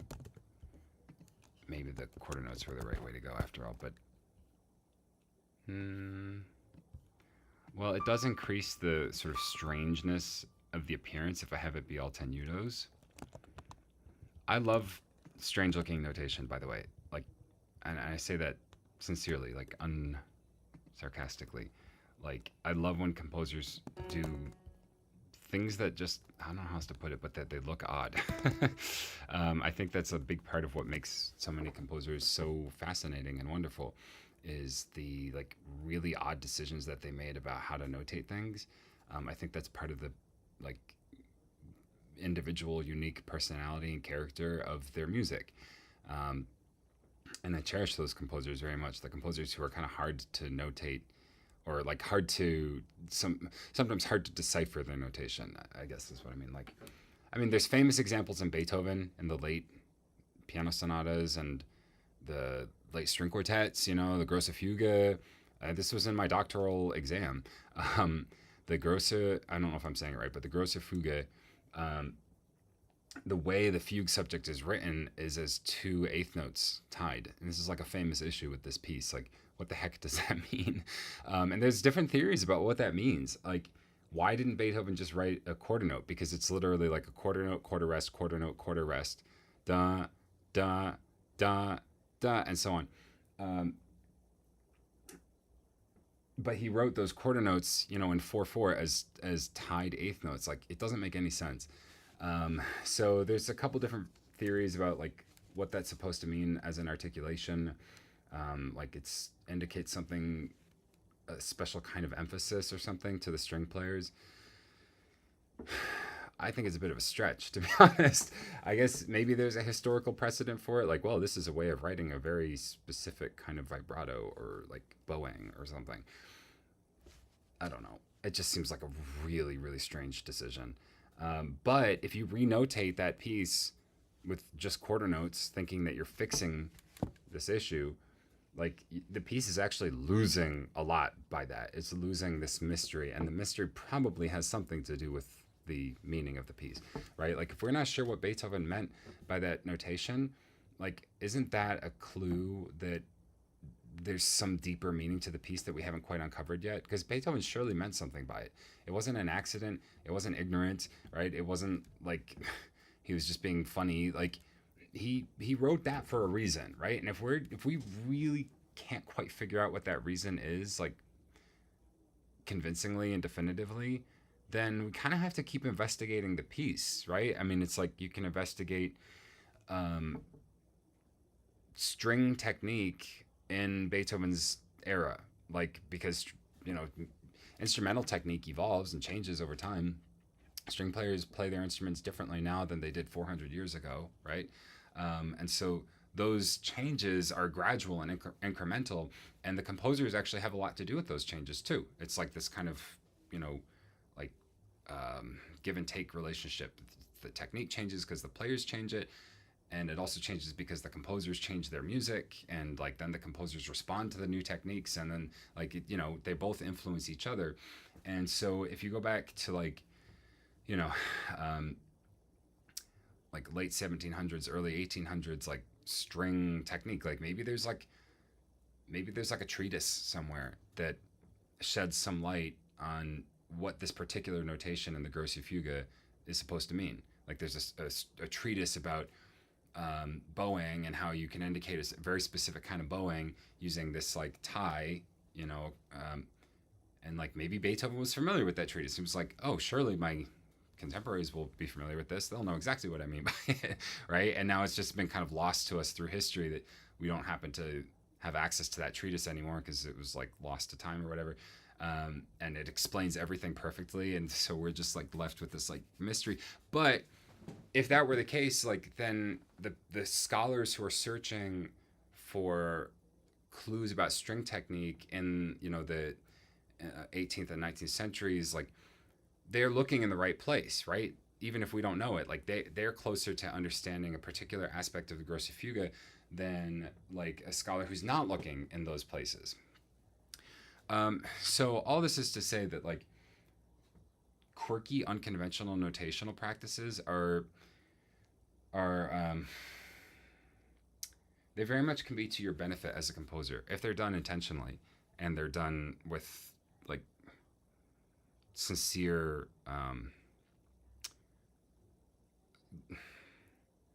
with a sincere desire to convey a certain kind of information. And you can leave some mystery to it, but like, it should be for a reason. You're not making your score look weird just to make it look weird on purpose, because that's what like, you're supposed to do.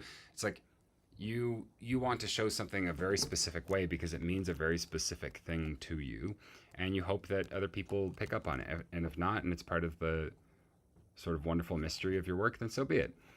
So do I have any like really weird notational quirks in this piece?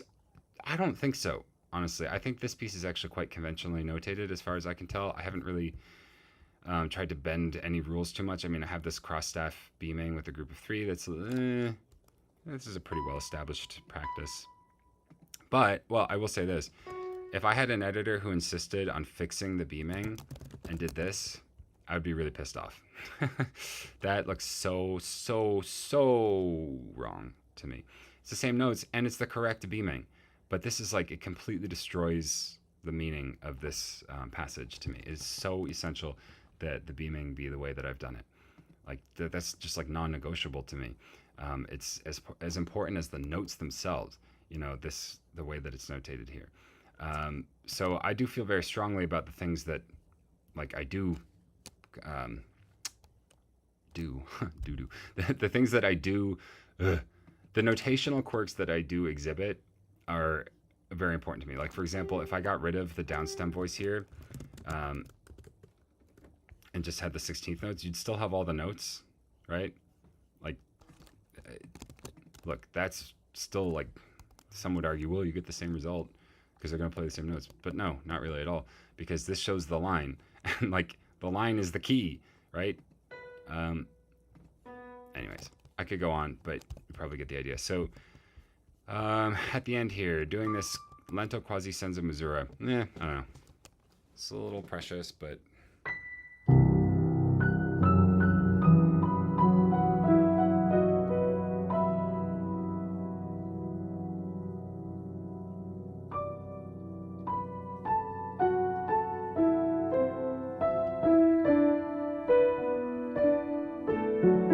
yeah, truthfully, I'm not really decided on this melody.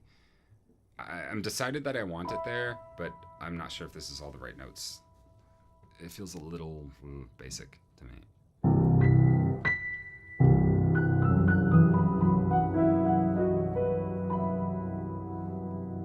Let's try something a little different.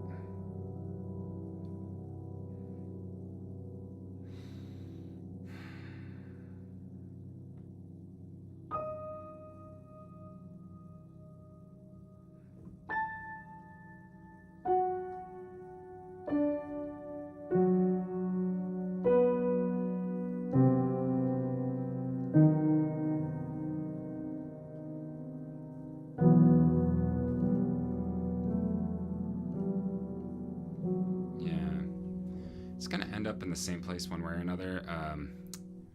I'm just not quite sure if these are the right notes to have in in the middle.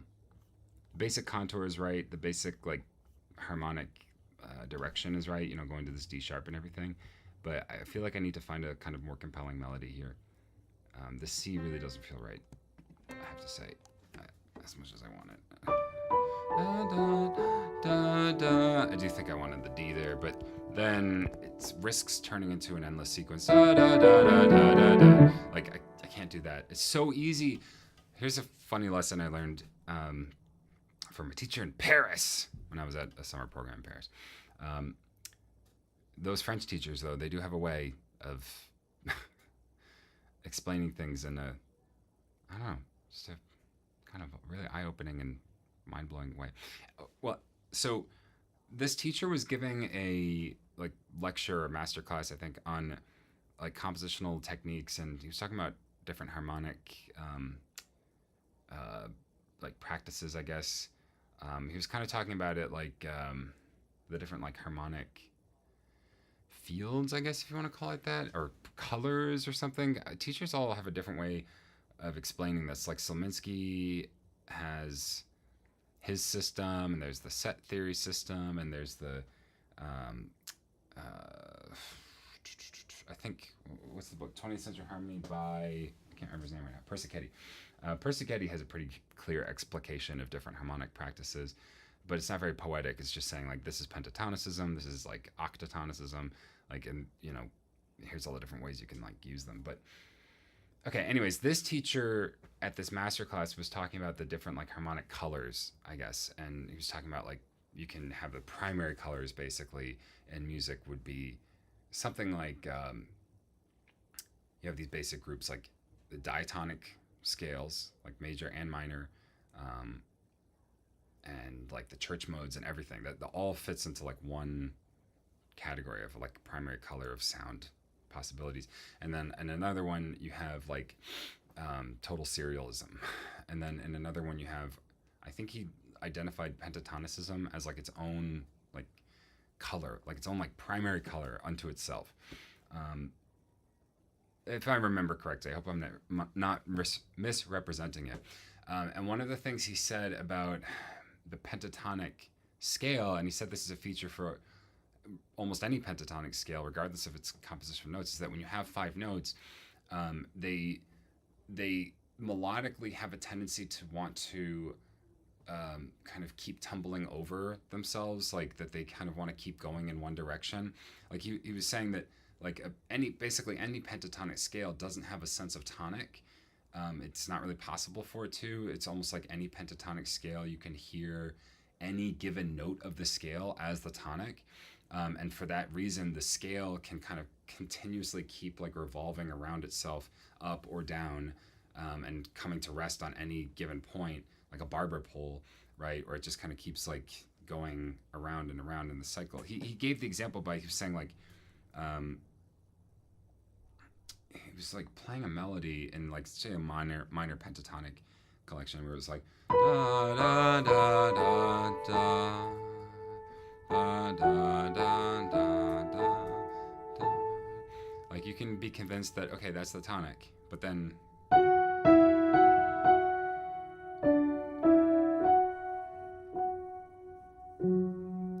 like any note you come to rest on, you can over time feel that that is the resting note. So you can do that with every single note of the scale.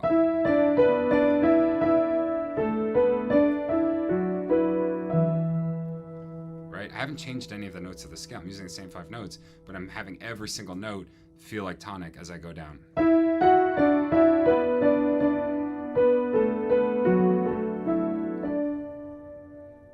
Right? Let's do one more and wrap around.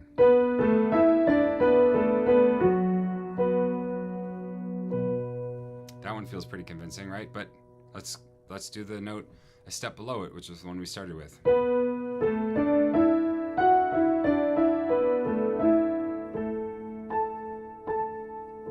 I don't know if I've reestablished. It still feels like it go up to that B again, but let's.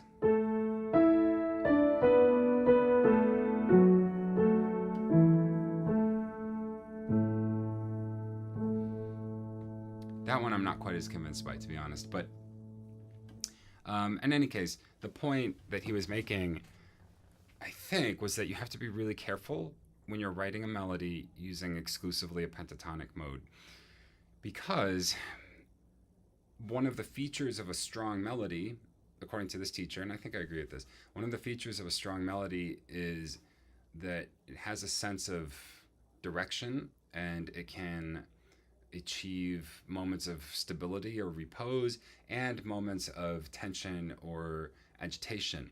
And it's capable of both of those things. And it does those things in some kind of balance, right? You have melodies that are predominantly agitated and restless, and you also have melodies that are predominantly placid and restful, and everything in between.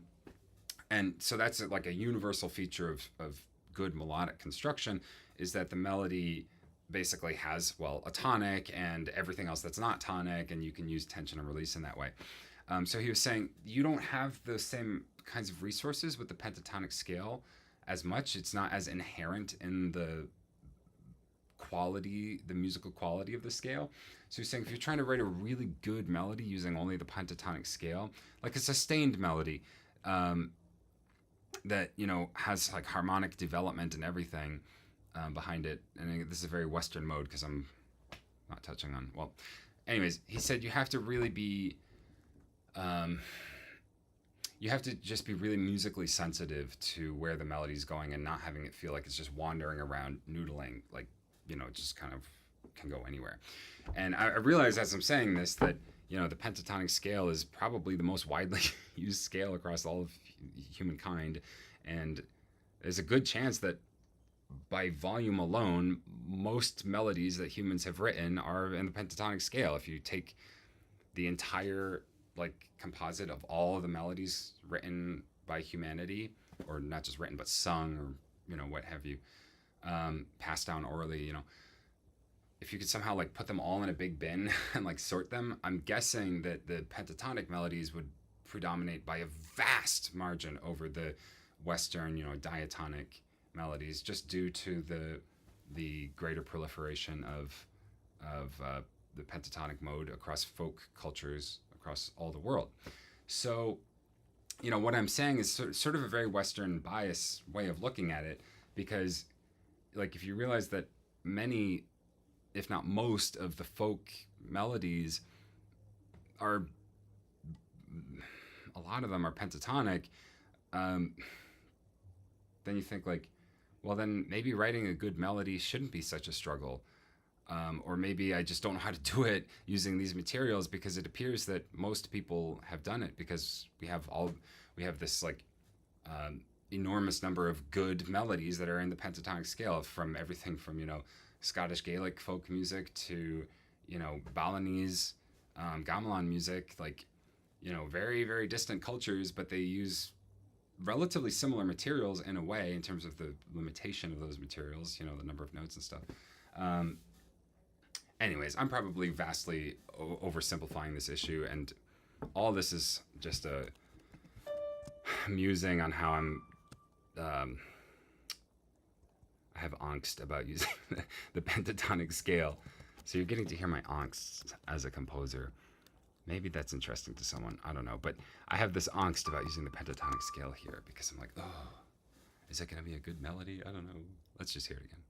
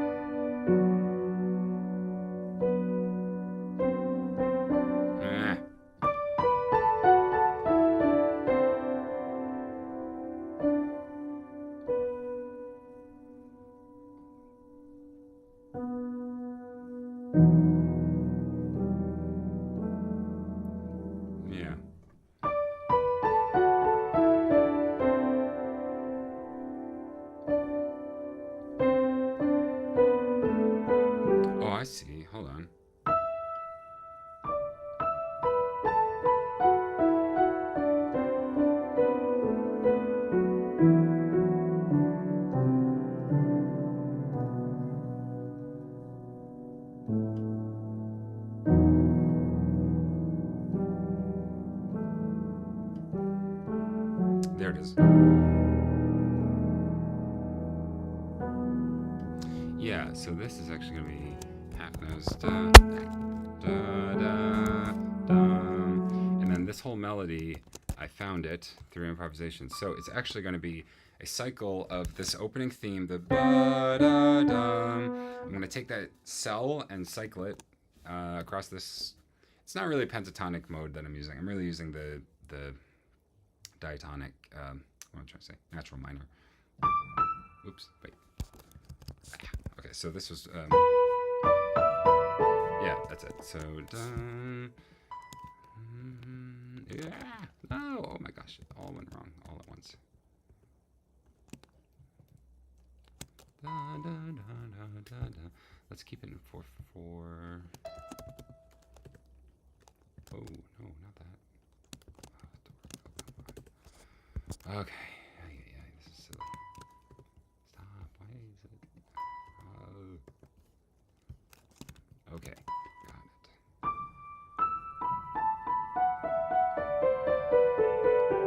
it. Oops, that was wrong. Ah! No, what am I doing? Oh my gosh. I'm like accidentally pressing keys on the keyboard and it's making a mess. Alright, where was I? So, da da da da da da da da. Actually, no, wait.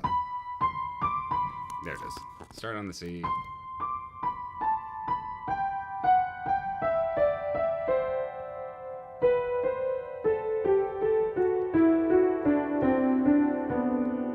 Ooh, I didn't give myself enough measures. Shoot.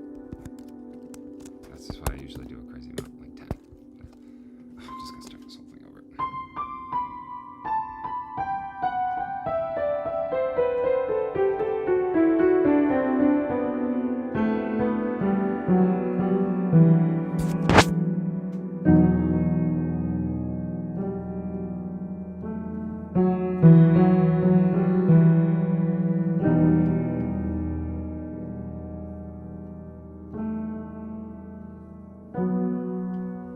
Something like that. Let's copy it here. Why is it doing that weird thing? Okay, paste, go down, octave. I need to get to bass clef. Let's just do it here, and let's do it here for this one. Right. Wait.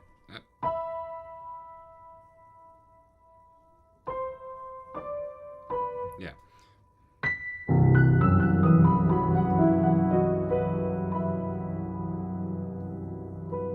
Maybe this should just go to the B, not the E. What do you think?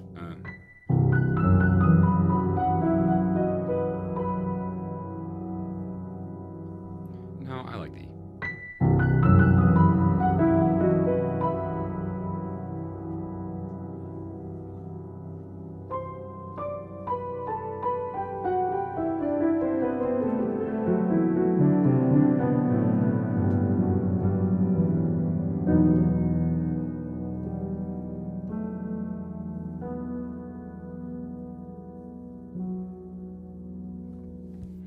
Do you want these to be quarter notes again? I've changed my mind about the melody a little bit too.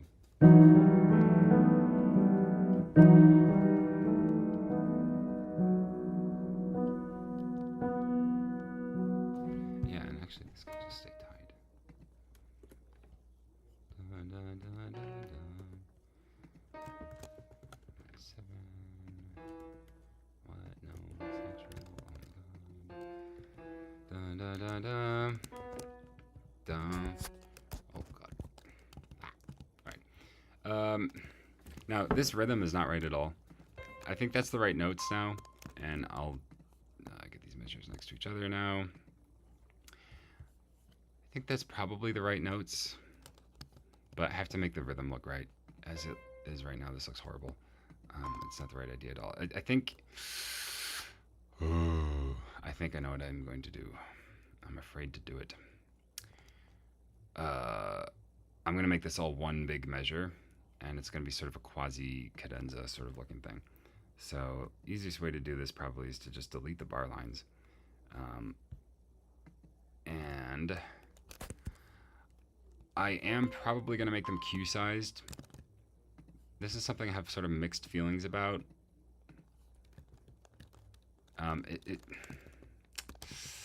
Ooh.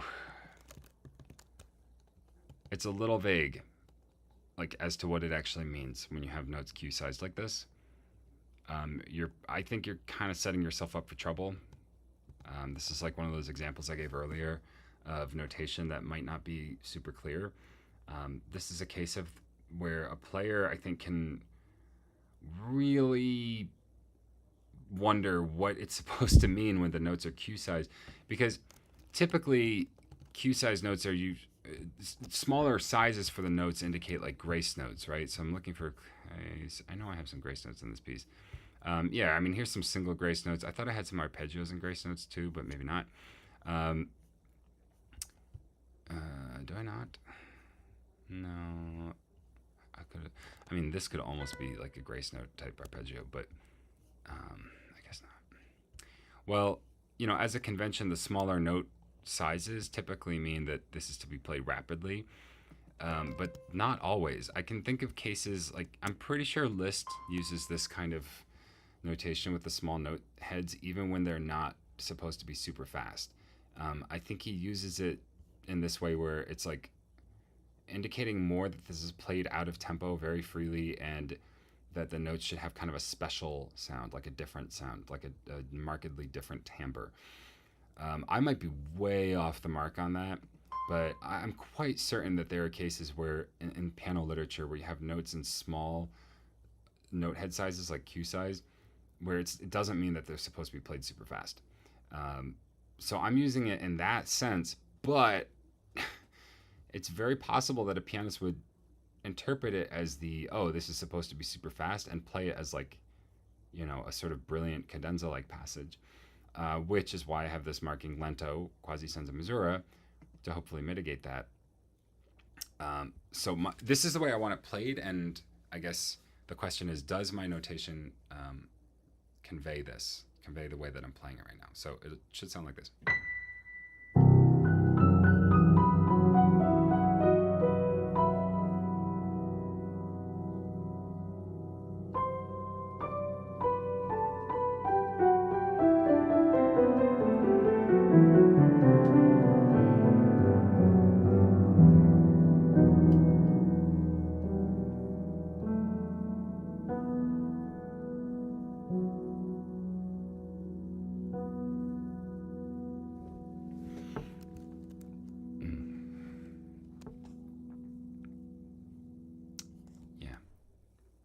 That's the question.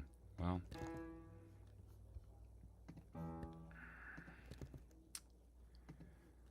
like I said, I'm starting to feel good about this piece. Finally. Feels like it's getting pretty close.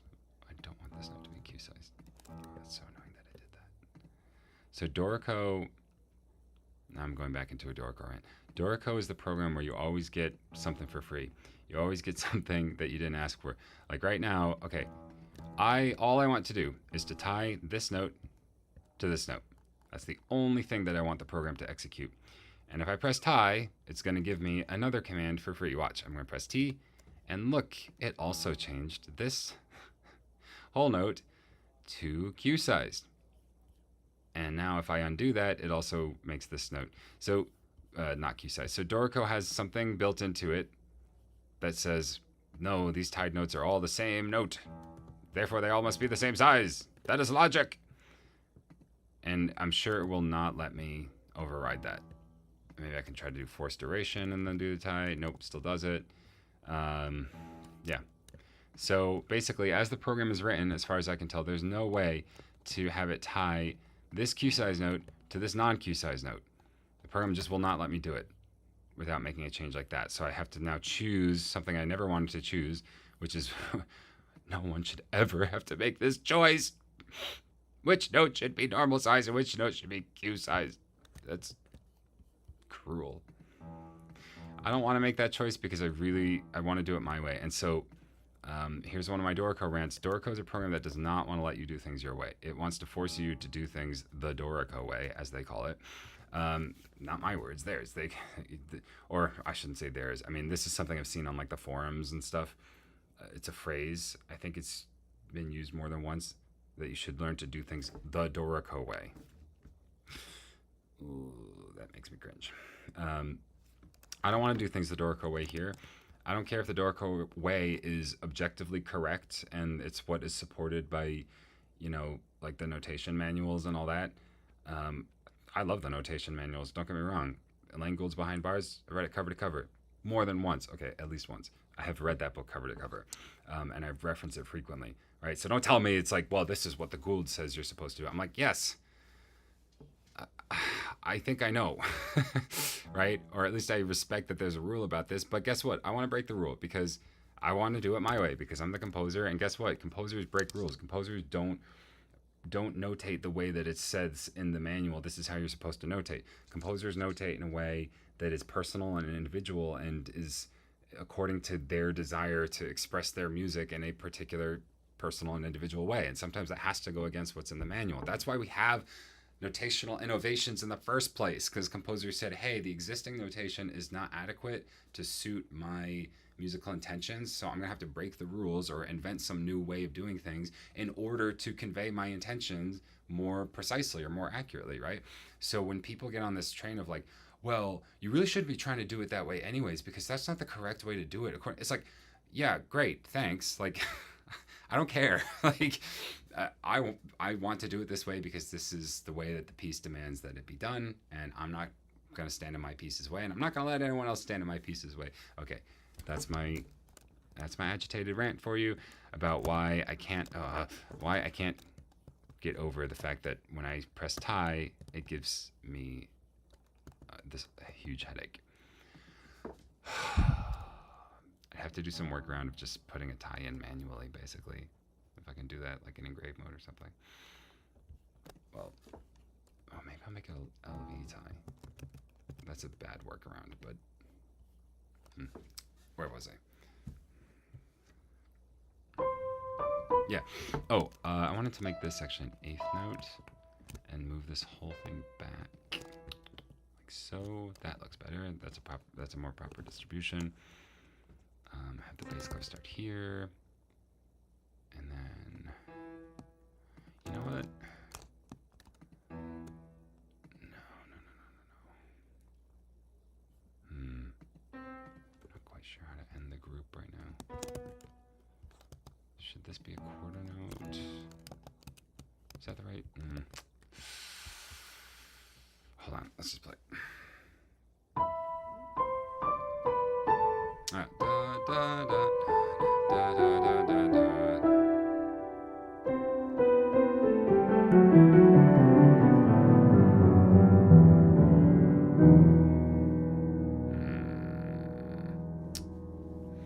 Also, this does look really weird for this one to not be cue size. I'm starting to rethink this whole cue size thing in the first place, I gotta tell you folks. I'm starting to rethink it. Not sure if I want it. It's causing more problems than it's worth, probably, so let's just get rid of it for now. No, I don't like that. I want them cue-sized. They look so good cue-sized. That's more evocative. That's more interesting.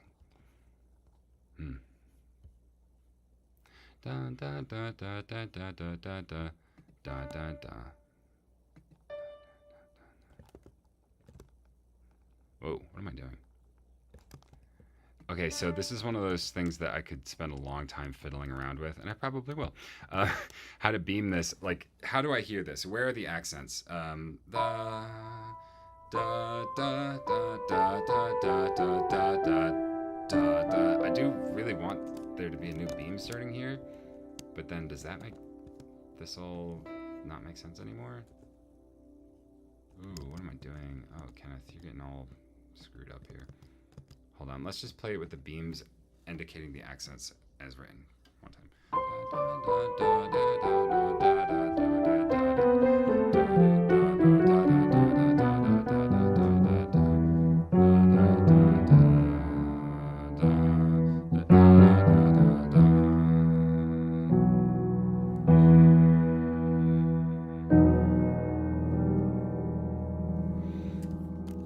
So actually, it could go on a little bit more before settling on the E. So da da da da da da da da da.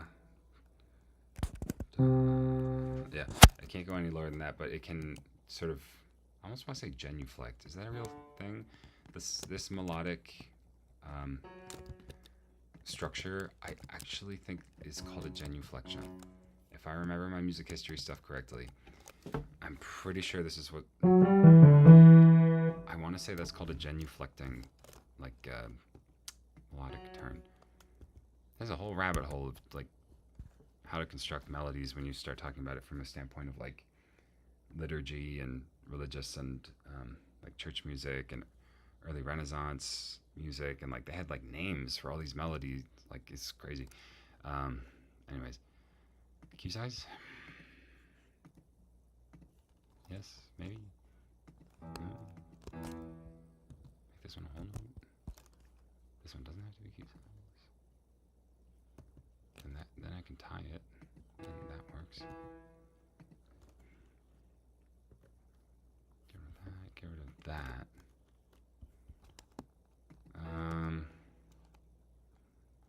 Maybe I do need a bar line there. It looks kind of weird to not have a bar line.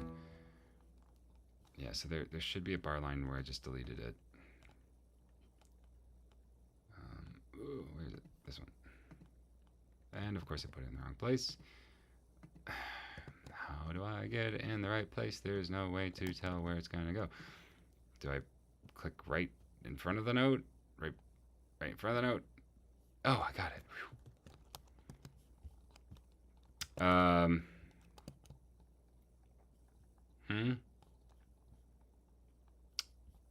Is this it? Maybe. No, don't go to the last.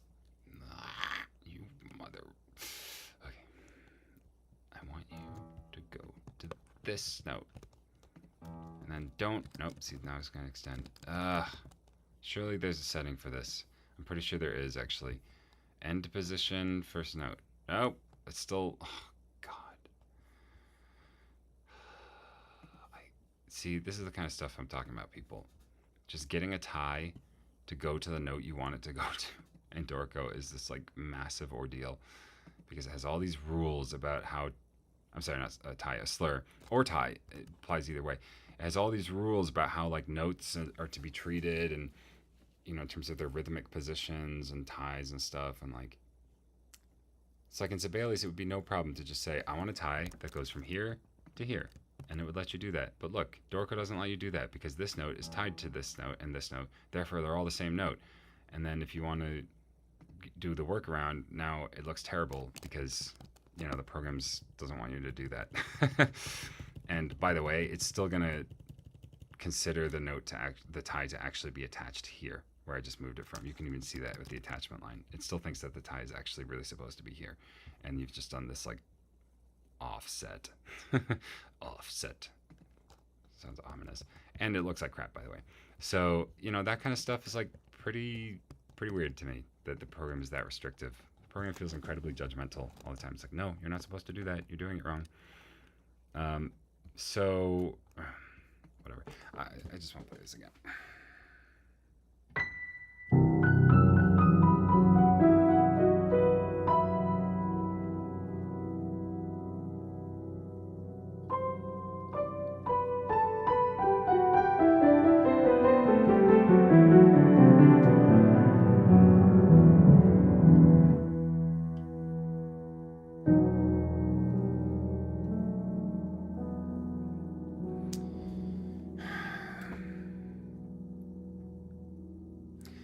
Okay, I'm going to call this composition session just about finished for now.